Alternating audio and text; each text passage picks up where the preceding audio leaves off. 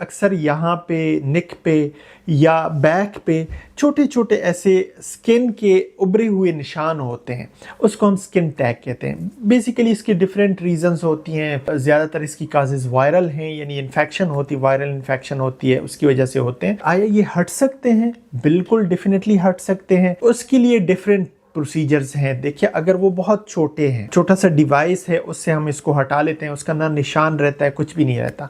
लेकिन बाज़ skin tags बहुत बड़े हो जाते हैं, तो फिर हम उसको सर्जरी के ज़रिए हटाते हैं, ब्लेड के जरिए सर्जिकल एक्सीजन उसका करते हैं। तो ये एक ट्रीटेबल कंडीशन है। अक्सर लोग बहुत परेशान हो जाते हैं इससे, लेकिन ये एक ट्रीटेबल कंडीशन है, हम इसको ट्रीट कर सकते हैं। कोशिश करें जितना जल्दी इसका इलाज हो जाए, क्योंकि ये फैलते रहते हैं। आपके यहाँ पे स्किन टैग है, आप उसको टच करते रहते हैं। अक्सर लोगों को आदत होती है कि वो इसको टच करते हैं, वो फिर किसी और जगह टच करते हैं, तो वो इससे फैलते रहते हैं। तो कोशिश करें, अगर 1-2 स्किन टैग हैं, 3 स्किन टैग हैं, तो उसी वक्त इसको ट्रीट करने की कोशिश करें, कंसल्टेशन करें और अच्छी ओपिनियन लें।